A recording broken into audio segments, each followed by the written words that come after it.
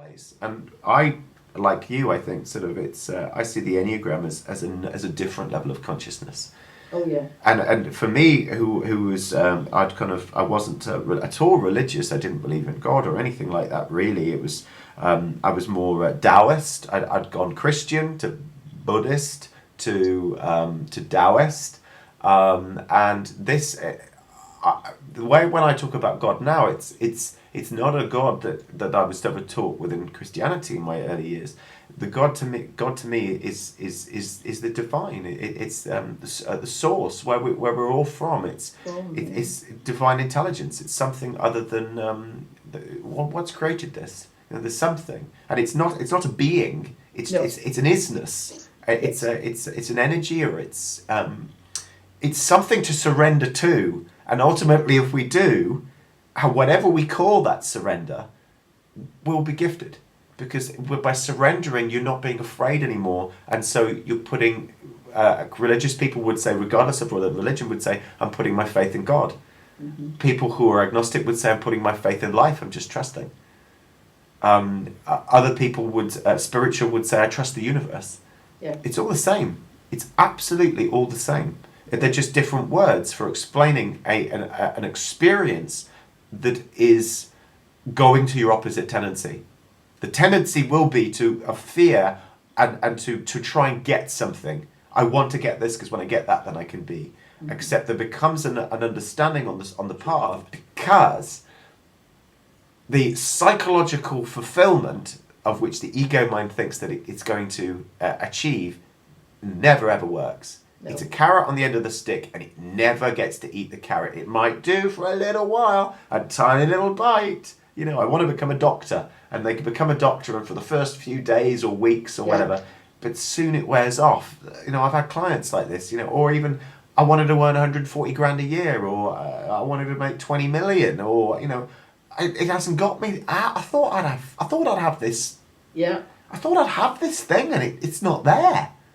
Because it's the pursuit of something beyond and outside of yourself. But it's impossible. It doesn't exist. It doesn't exist. It doesn't exist. It's all an illusion. So all spirituality, all spiritual teachings are based on this, from Advaita teachings to Christian. The early Christian spiritual sect, I think, was the Gnostics or the Essenes, and with Islam, then that's the Sufism, and actually the Enneagram really is a blend of the awareness of what there was a Sufi teacher, but Gurdjieff was a Sufi teacher. That it was Gurdjieff, and so it's a spiritual sect of Islam, and it was an understanding of this want get B does not work. Whether it's, you know, and if you're in that want get B, you're going to get angry for any type ones. If you're in that want get B for twos, you're going to get prideful. If you're in that want get B for threes, this wasn't part of the 7 capitalist Christian sins, but for threes, it's deception. You're going to be deceiving. For any type fours, you know, if you're in that want get B all the time, you're going to be envious. If you're a 5, that want get B is going to be greed for more knowledge. Avarice. Oh, I haven't learnt enough. I still can't. I've got to evade this feeling of incompetency or incapability. Somehow my ego mind will be able to purge that by knowing more stuff. Any type 6, it's paranoia, fear. Any type 7s, that want get B is gluttony. I want the next experience. I need the next experience, because when I get that, then I can be. Never work. Any type 8s, which you were talking about, that person in your life, lust. I need to take control. I need a dominant here. Lustful to taking control because they're terrified. Any type 9s, then the wanting to get to be there is wanting everybody to be okay, and wanting to create mediation. But it's self-forgetting and sloth. That's the capitalist Christian sin there. And it's kind of, oh, well, I don't have any needs. Let's make sure everybody else is here. Okay. You know, and never work. I mean, even the Dalai Lama is an Enneatype 9, and I don't see the level of evolution in the Dalai Lama as I do to someone like Mooji, or Thich Nhat Hanh, or maybe Adyashanti or Gangaji. I still feel an agenda with him. He's also had, not huge, but there is still some agenda in his 9. I still see there's something there. And he's had something wrong with him. And I remember, and I looked up in Messages to the Body, and that said being pissed off at the world. It was something to do with waterworks. Okay. Yeah. And so I'm not sure if he's a 9-1 or he's a 9-8. Well, the 9-1, the 1 would be angry. Mm-hmm. And so this was about pissed off. So, he's not in his country from where he was born. And is he in the highly evolved isness of life? I'm not. But I'm certainly moving towards that. Mm-hmm. And I feel sometimes I'm in a place of deep reverence for things. Yeah. And it's only in interviews like this that I end up speaking quite passionately and quite a lot. But a lot of the time I don't speak. I'm calm and have silence. Yeah. So it's beautiful, isn't it? What else could we say in the last 5 minutes or so? Or what else would you like to say about it? Well, I suppose, I mean, let's go all egotistical about it. Let's talk about me. But You're for definitely a 5, 5-4. Okay. you mentioned that a 5 just wants to know, no. Give me more knowledge, give me more knowledge, give me more knowledge, because that's my safety. If I know stuff, I'll be okay. And so the opposite of that then is that surrender. And the surrender for me is to recognize that actually all of that wisdom and knowledge is already there. Holy omniscience, holy knowing. Omniscience, exactly. The knowing is already there. And can I learn to surrender to that? Can I learn to stop trying to think it through, stop trying to figure it out? And and again, so that's where the trust in the universe comes in. And I've started to get into the habit of saying and genuinely feeling, I'm not going to think about this anymore because the answer will come. Beautiful. And it does.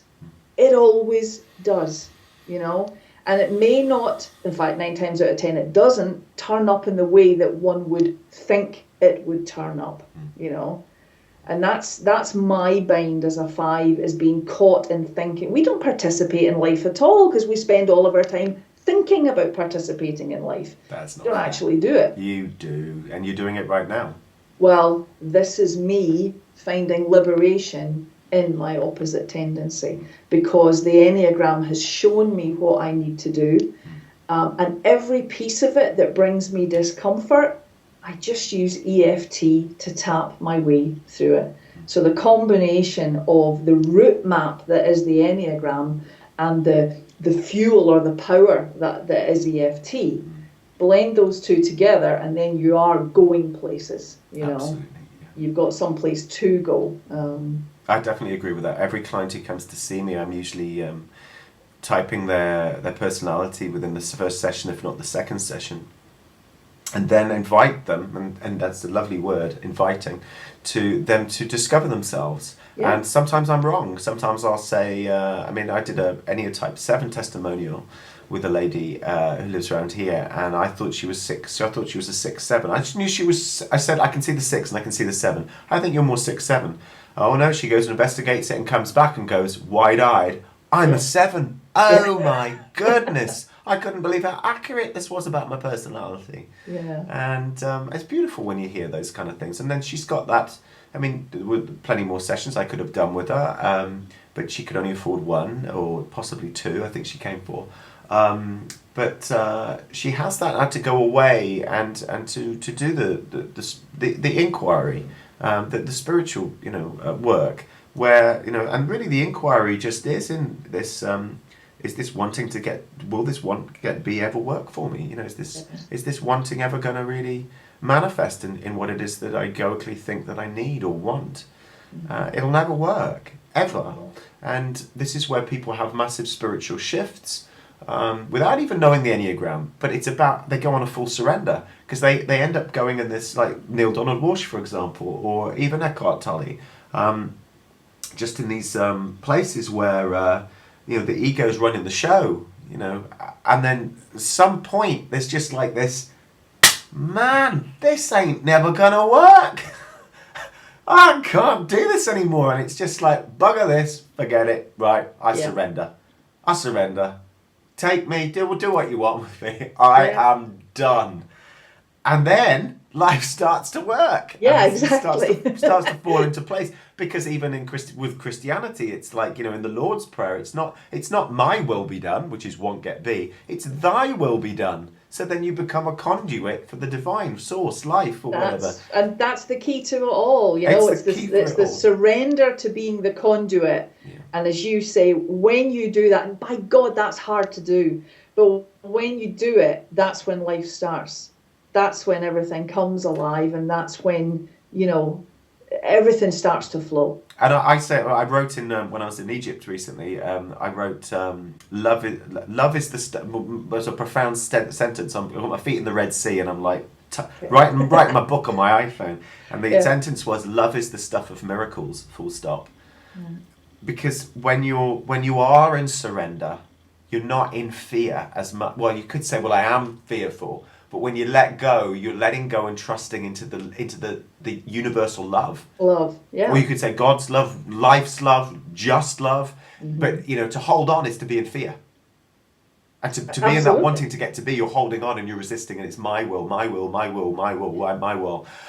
And the opposite of fear is when you're descending, it's I'm trusting in holy faith. For the SIPs, it's holy faith. For you, yeah. For holy, and my goodness, it's like, I can't let go, but I've done it so many times, I am letting go. Holy faith.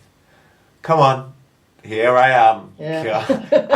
and it's love, and I get emotional, and I get touched by life, because there's the amazing things that happen just by saying, it's like Yes Man with Jim Carrey, just by saying yes, as opposed to being no, and you start saying yes, and being open. And trusting and going to your opposite tendency. Well, that's a beautiful film, in as much as, liberation is in your opposite tendency. He goes, no, his life doesn't work. Have you seen Yes Man? I haven't, no, but I'm aware of it. She goes, no.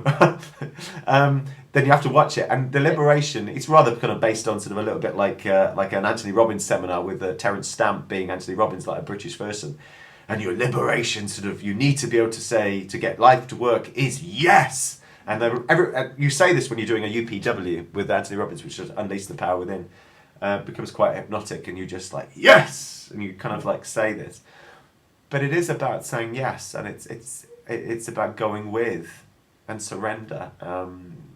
It permeates through, and I wouldn't do an Anthony Robbins thing again, but it permeates through everything. Mm-hmm. And that is love. So let's wrap this up, Helen. So what would you say the Enneagram has done for you and continues to do for you? What the Enneagram has done and continues to do is it helps me to understand what my motivations are in life and why I do the things I do.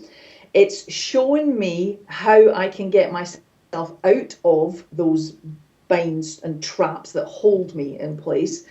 But it's also showing me, I think the biggest thing for me is compassion for myself. And as a result of that, compassion and understanding for others around me. Absolutely wonderful. Yeah. Changed my life.